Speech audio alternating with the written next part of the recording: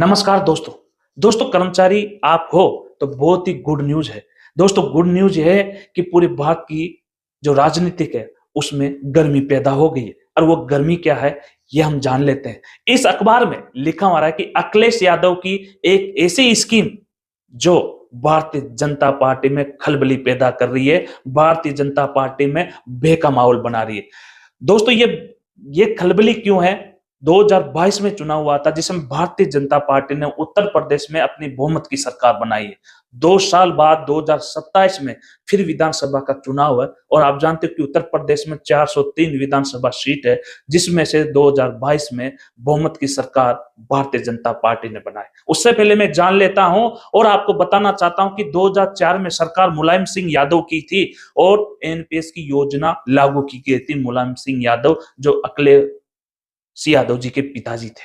2012 से लेकर 2017 तक फिर अखिलेश यादव जी मुख्यमंत्री बने और ओल्ड पेंशन के बारे में कुछ नहीं बोल पाए, ना लागू कर पाए। कर्मचारी उस समय भी लड़ रहे थे, परंतु 2017 से लेकर अभी तक 2025 तक भारतीय जनता पार्टी की दूसरी टर्म सरकार है यहाँ पर उत्तर प्रदेश में। तो अब कर्मचारियों का आंदोलन और तेज हो गया।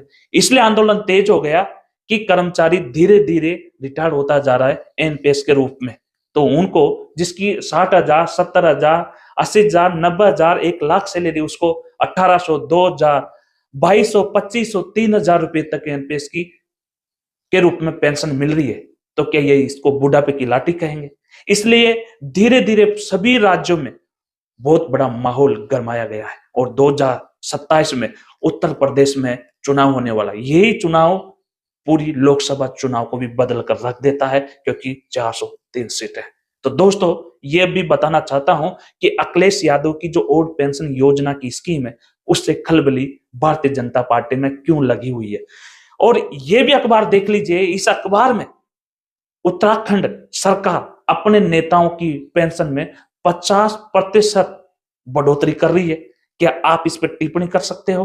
परंतु भारत में 2 संविधान जरूर है। पहला संविधान नेताओं को मिलेगा ओल्ड पेंशन, कर्मचारियों को मिलेगी एनपीएस और यूपीएस, जो अभी यूपीएस 1 अप्रैल 2025 से लागू होने वाली है। परंतु कर्मचारी हारा नहीं है। कर्मचारी जब से लड़ रहा है जब से एनपीएस का रिजल्ट आया पेंशन में। तो दोस्तों 2027 का जो उत्तर प्रदेश का रणनीति है, चुनाव होगा, वो सबसे बड़ी अगर एक स्कीम होगी और वो उस स्कीम के तहत ही चुनाव लड़ा जाएगा। वो स्कीम है ओल्ड पेंशन स्कीम। और अखिलेश यादव अपनी पार्टी के साथ दावा कर रहे हैं कि अगर हमारी पार्टी समाजवादी पार्टी सरकार बनाती है उत्तर प्रदेश में तो हम पुरानी पेंशन बहाल करेंगे। और ये दावा लोकसभा में भी अखिलेश यादव जी कह गए हैं कि भारतीय जनता पार्टी को ओल्ड पेंशन बहाल करना चाहिए, कर्मचारियों को एक सुरक्षित रूप में रखना है।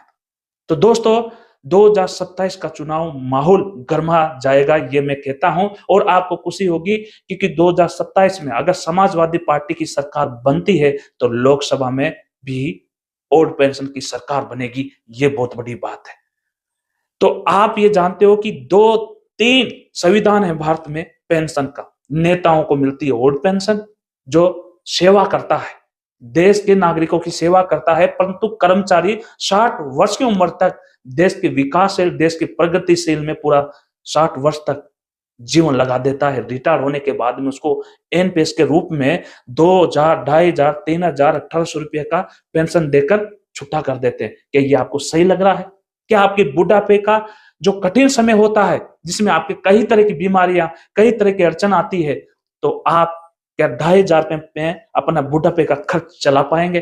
तो 2027 में ये अखबार ने बिल्कुल सही लिखा है कि ये एक स्कीम अखिलेश यादव की भारतीय जनता पार्टी में खलबली के साथ में भय का माहौल पैदा कर दिया है। तो दोस्तों आप क्या समझते हो कि यहाँ पर अब धीरे धीरे और कारवां बढ़ता जा रहा है इसका विजय कुमार बंधु जी का। विजय कुमार बंधु जी अभी 5 मार्च से लेकर पूरी रणनीति बनाए हुए हैं। 7 मार्च तक अनशन करेंगे, जहां विधायक और लोकसभा क्षेत्र है वहां पर ज्ञापन देंगे ओल्ड पेंशन को लेकर। तो आप भी ज्ञापन में शामिल जरूर होइए, जहां पर ओल्ड पेंशन स्कीम की मीटिंग होती है, रैली होती है, किसी भी तरह की कोई माहौल बनता है तो आप उसमें डटकर अपना हिस्सा जरूर देवे।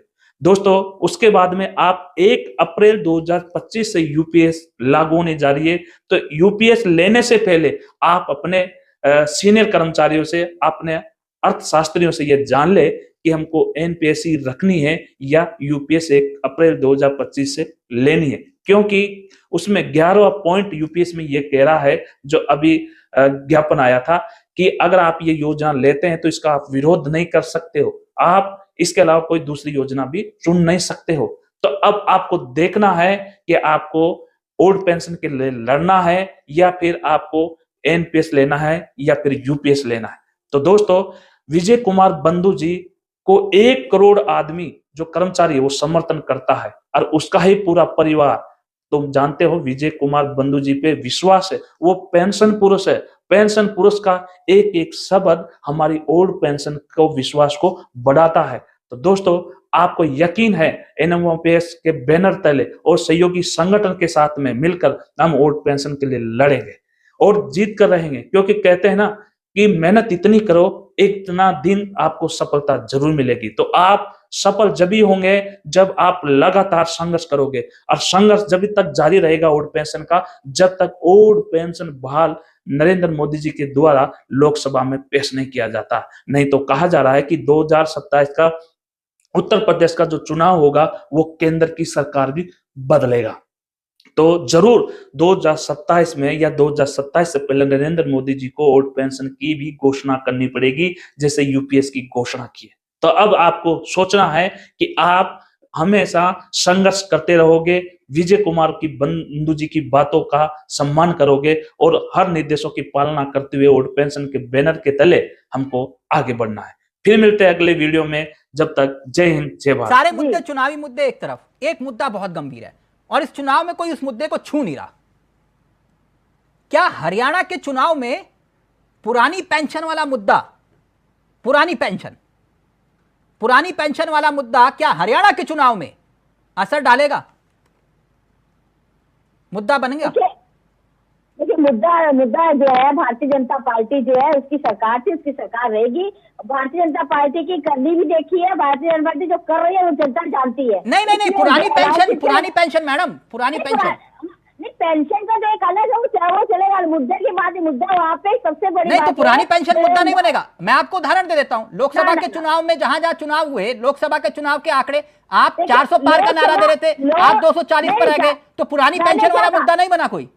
ना बिल्कुल नहीं बना। लोकसभा के चुनाव में आपने विधानसभा के चुनाव के भीतर कई ऐसे राज्य जहां पर पुरानी पेंशन को लेकर वादा किया गया, जनता ने वोट कांग्रेस को कर दिया, आप कह रहे हो मुद्दा नहीं बनेगा पुरानी पेंशन?